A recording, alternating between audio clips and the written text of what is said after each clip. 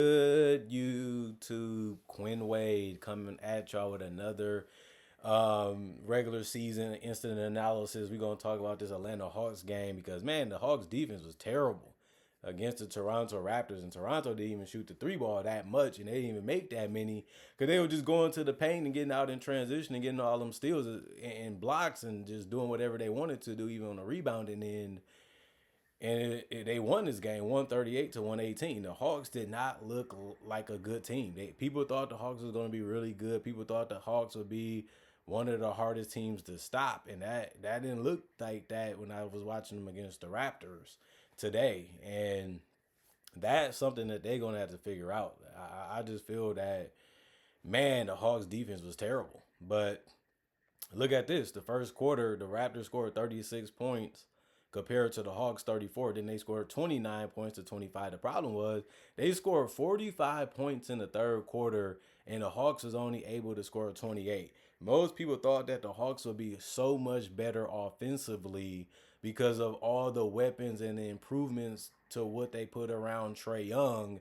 We know how good of a penetrator Trae Young is. We know how good he is at setting up guys. Plus, you have Jalen Johnson, who is good at setting up guys and creating opportunities in transition with his defense.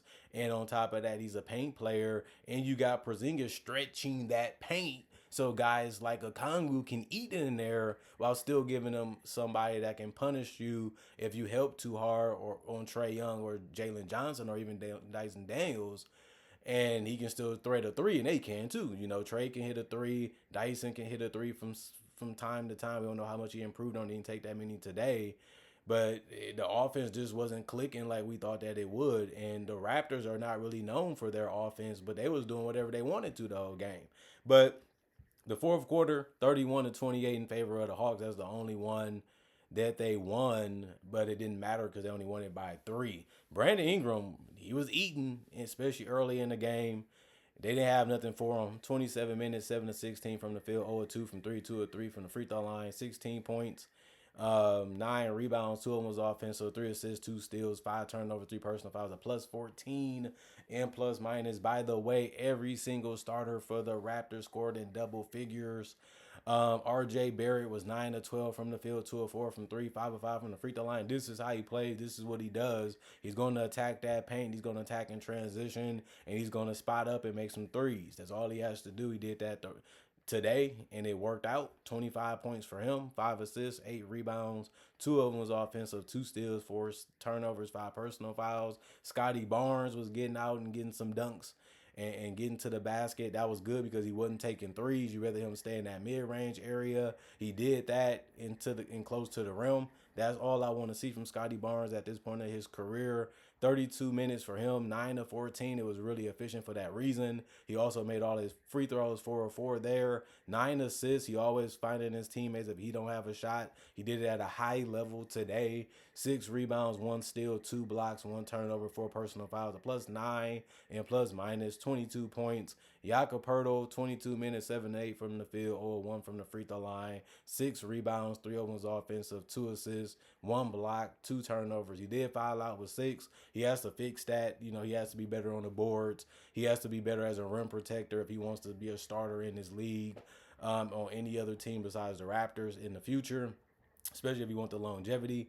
-3, 14 points. Emmanuel quickly still showing you that he can pass and find his teammates. He showed that in preseason. He's continuing that so far in the regular season with this game. 29 minutes, 5 of 12 from the field, 0 of 7 from 3, 3 of 4 from the free throw line, 13 points, 8 assists, 4 rebounds, 1 steal, 3 turnovers, 3 personal fouls, a plus 9 and plus minus. Sandro.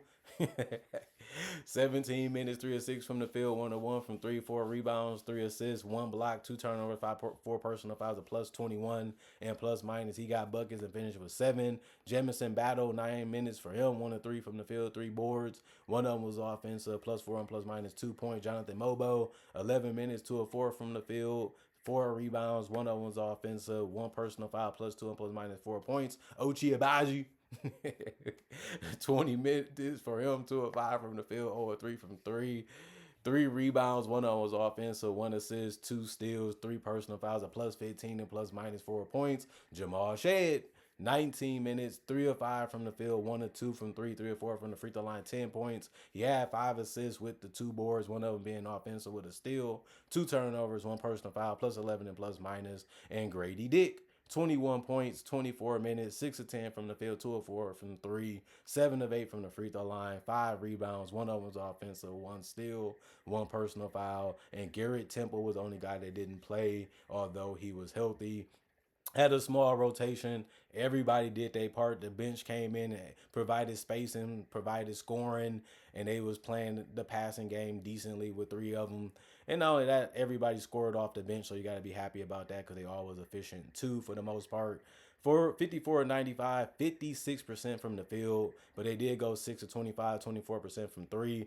24 29, 82% from the free throw line. We knew that they have problems shooting the three, but they show other ways that they can score efficiently. It worked against the Hawks. That doesn't mean it's going to work against any other team, but we have to see on that. 54 rebounds total, 36 assists. That's really, really good fundamental basketball if you're trying to win. If you can win the rebounding sense way that way, while also adding in 10 steals. They had 4 blocks. They only committed 19 turnovers. The problem was the 31 personal fouls. And then you look at the Atlanta Hawks, man. Jalen Johnson, 35 minutes, 7 of 13 from the field, 0 of 2 from three, 8 of 10 from the free throw line, 22 points, 7 rebounds, 8 assists, 1 steal, 1 block, 3 turnovers, 1 personal foul, a minus 15 and plus minus. They needed him back. He's so essential to how they play and how they attack, and he showed that in this game back. Zachary Richard, 21 minutes, 7 of 13 from the field, 2 of 6 from three, 16 points, 2 boards. They all was offensive, 1 block, 1 personal foul. He's a minus 14 and plus minus. He still fits like a glove on this team. Can really score. Can really get to the basket. Still improving, still growing as a shot creator. He didn't really do that enough today, but he's going to have to in the future if this team going to have another level to get to. Porzingis did what he does, and that's going 4 of 7 from three while still protecting the rim. He had 2 blocks. He did go 6 of 6 from the free throw line, 5 of 12 from the field. He's a unicorn. 26 minutes, 7 boards, 2 of them was offensive, 2 assists, 2 turnovers, 4 personal fouls, a minus 11 plus minus 20 points. Trae Young, 5 of 14 from the field, 34 minutes, 1 of 7 from three. He did go 11 of 13 from the free throw line, 1 rebound, 5 assists, 1 steal, 2 turnovers, 4 personal fouls, a minus 14 and plus minus. He didn't score the ball efficiently, couldn't make a three, but he did get to the free throw line and make them pay because he is a tough guy to stay in front of. He has good handles, he has good bursts when he decides to attack or comes off a screen. He can put some serious pressure on you to make a decision, but they took the passing away, even though he had good points from his starters, and the only one that didn't score a lot of points was Dyson Daniels, who scored 4, but he did get 2 steals, 2 assists, 3 rebounds, 1 of was offense, so 0-1 from three, 2 of 4 from the field in 23 minutes. You probably want more from him besides defense, but other than that, the starters that we knew could help them score a lot of points did, and one of their best bench players did the same in Onyeka Okongwu. He played 30 minutes, they couldn't stop him. He's really good at what he does, getting to the basket and hitting open shots. 8 of 12 from the field, 1 of 2 from three, 1 of 1 from the free throw line. He has mastered the ability to cut to the rim, and he knows the perfect timing. He knows when you're not paying attention. Jalen Johnson starting to figure that out too. 6 rebounds, 2 of them was offensive, 1 assist, 2 personal fouls, minus 19 plus minus 18 points. And their new addition to Kelly Alexander Walker got in double figures. He shot 2 of 15 from the field, 1 of 5 from three, 5 of 6 from the free throw line. He did play 28 minutes. He had 4 rebounds, 1 of was offensive with 4 assists, a steal, a block, a turnover, 2 personal fouls, and a minus 2 and plus minus. Muhammad played 5 minutes.